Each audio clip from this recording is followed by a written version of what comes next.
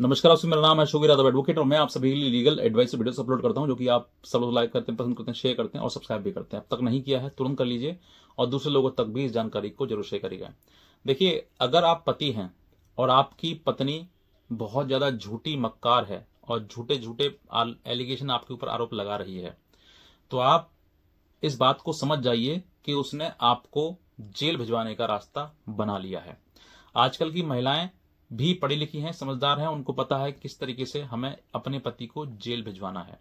तो जेल भिजवाने के लिए वो आजकल मुकदमा जो अब तक 498A, 323, 504, 506 में दर्ज कराया जाता था, अब उनको हटाकर यानी कि 498 के साथ साथ 377, 376 और 354 CRPC के तहत मुकदमा दर्ज कराया जा रहा है।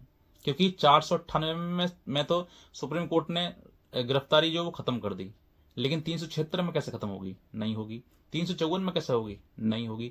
377 में कैसे होगी? नहीं होगी। तो ये सब चीजें जो हैं, महिलाएं आजकल शातिर हो रही हैं और इसी वजह से जो है वो अपने घर परिवार तोड़ रही हैं।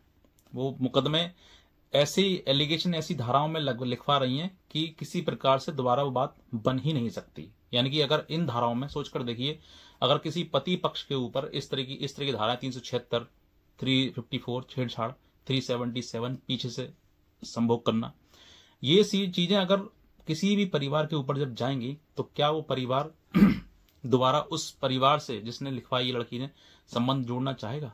नहीं चाहेगा बिल्कुल भी। क्योंकि उसने इतनी अति कर दी है कि अब अति के बाद जो है रिश्ता 100% टूटना ही टूटना है। इसमें कोई इफ नो बट वाली बात है ही नहीं, सीधे ब्रेक, मतलब रिलेशन खत्म होना है। अब ये चीजें हुई क्यों? कहीं ना कहीं जो महिला है, हालांकि उसने क्या लिखा क्या नहीं लिखा, लेकिन बाद में यही पता लगता है कि जब FIR होती है तो ये धाराएं आती हैं, लेकिन जब जांच होती है, इन्वेस्टिगेशन होता है, तो उसमें ऐसा कुछ भी नहीं पाया जाता है। ना ही 376 वाली बात आती है, ना 354 वाली आती है और ना 377 वाली बात आती है। तो इस कारण दहेज मांगना, मारपीट करना, ये सब चीजें तो FIR में आती हैं, चार्जशीट भी नहीं धाराओं में लगती है, लेकिन FIR होने के बाद जो धाराएं होती है वो सब हट जाती हैं।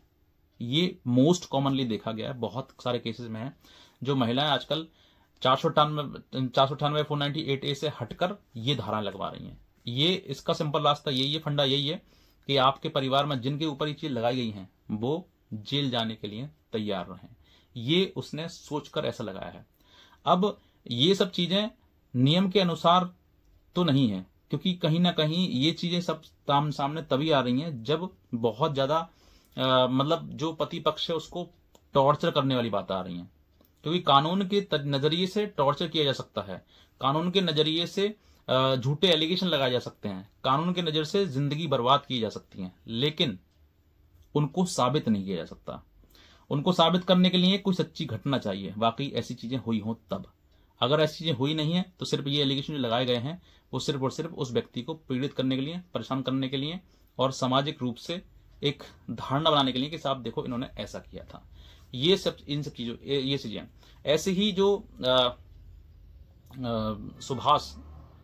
अतुल सुभाष जो था, वो उसके साथ में भी ये चीजें हुई थी कि उसकी पत्नी ने 302 यानी कि अपने पिता के मरने वाली घटना, पिता किसी कारणवश खत्म हो गए, वृद्ध होते हैं, उम्र होती है तो आदमी खत्म हो जाता है, तो उसने अपने पिता का एलिगेशन पति के ऊपर लगा दिया, 302 का चार्ज लगवा दिया, 302 यानी कि मर्डर का। और वो क्या था उसके पीछे? क्या अतुल सुभाष ने अपने ससुर को मार दिया होगा? नहीं, वो कहीं ना कहीं बीमारी कारण मरे होंगे या अपनी जो नेचुरल डेथ होती है उसके कारण मरे होंगे, लेकिन उसका आरोप उसके ऊपर मर दिया। तो ये चीजें आप समझिए, इसके पीछे जो मंशा है, जो महिला की मंशा है, वो स्पष्ट नजर आती है कि वो कहीं ना कहीं आपको जेल हो जाना चाहती है, बस, और कुछ नहीं है। वो आपको पीड़ित करना चाहती है। ना उसने कभी किसी प्रकार से किसी का मर्डर किया, लेकिन फिर भी उसके ऊपर मर्डर के चार्ज लगाए गए। तो ये चीजें आप समझिए कि अब जो महिलाएं हैं वो शातिर हो रही हैं, वो 498A का मुकदमा ना करके आपके ऊपर 377, 354 और 376 जैसे मुकदमे लगाए जा रहे हैं। इस चीज से आप पहले ही अवेयर हो जाइए। ऐसी चीजें आपके सामने बिल्कुल नहीं आनी चाहिए। अगर आती हैं तो आप जीवन और मरण के ऐसे स्थान पर आ जाएंगे कि जहां पर आपको एक ही चीज समझ में आएगी कि मुझे अब अपने आप जीवन समाप्त कर लेना चाहिए।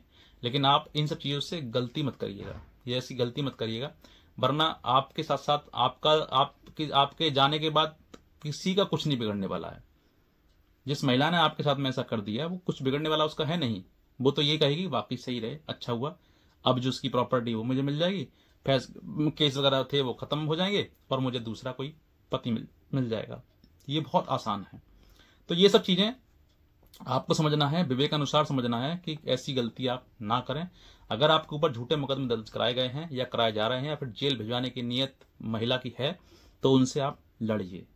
उन सब चीजों से किसी प्रकार से लड़िए, चाहे आपके पास धन संपत्ति पैसा बिल्कुल भी ना बचे, लेकिन फिर भी लड़िए। लड़ना ही एकमात्र उपाय है इसमें, क्योंकि आजकल क्रूरता इतनी हो गई है, कानूनी रूप से कानून के आड़े आते हुए अन्याय करने की कोशिश की जा रही है।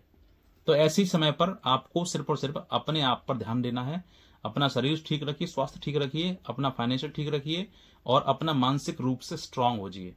अगर आप मेंटली स्ट्रांग नहीं होंगे तो लड़ने में आप सक्षम नहीं हो पाएंगे। आपको लड़ना है और लड़ने के लिए आपको अपने अंदर ताकत भी रखनी है। ये मैं इस चीज से बता रहा हूं क्योंकि आजकल जो चीजें मैं देख रहा हूं वो ये है कि परिवार को परिवार समझना ही नहीं है। सिर्फ और सिर्फ ये समझना है कि शादी हो गई तो अपनी मनमानी करवानी है। अगर मनमानी नहीं होगी तो तुम्हारी वो हालत हो जाएगी, कितने मुकदमे दर्ज करा दिए जाएंगे कि तुम सोच नहीं पाओगे हम करें तो करें क्या। तो इसीलिए ये सब चीजें मनमानी के लिए हो रहा है और बाद में इन सब केसेस के बाद जो लास्ट में रिजल्ट जो आता है वो यही आता है सेटलमेंट। और सेटलमेंट में बहुत मोटी रकम मांगी जाती है और उस मोटी रकम के चलते हुए ही ये मुकदमे कराए जाते हैं। अगर ये मुकदमे ना हो तो मोटी रकम कोई देगा नहीं, और मुकदमे होंगे तो मोटी रकम दी जाएगी, आपसे फैसले में मोटी रकम मांगी जाएगी। तो आपको देना ही क्यों है? जो होगा कानूनी रूप से होगा, उसको स्वीकार कर लीजिए। लेकिन मोटी रकम देना या फिर ब्लैकमेल का शिकार आपको होना बिल्कुल मत होइए। मैं स्पष्ट रूप से कह रहा हूं इस चीज के लिए। महिलाओं के द्वारा ये मुकदमे जो कराए जा रहे हैं वो उनके पीछे कहीं ना कहीं मंशा यही रहती है कि सेटलमेंट, और सेटलमेंट में मोटी रकम, और उस रकम का आप हिस्सा मत बनिए। मुकदमा लड़िए, जो होगा सो देखा जाएगा। ईश्वर पर ध्यान रखिए और कानून पर विश्वास रखिए। अगर आप सत्य हैं, आपके सत्य को कोई काट नहीं सकता है। अब सच्चाई से जीत पाइए और सच्चाई से अपने केस को लड़िएगा। तो बस मैं इतना कहना चाहूंगा। आज का वीडियो देखना आपसे बहुत धन्यवाद।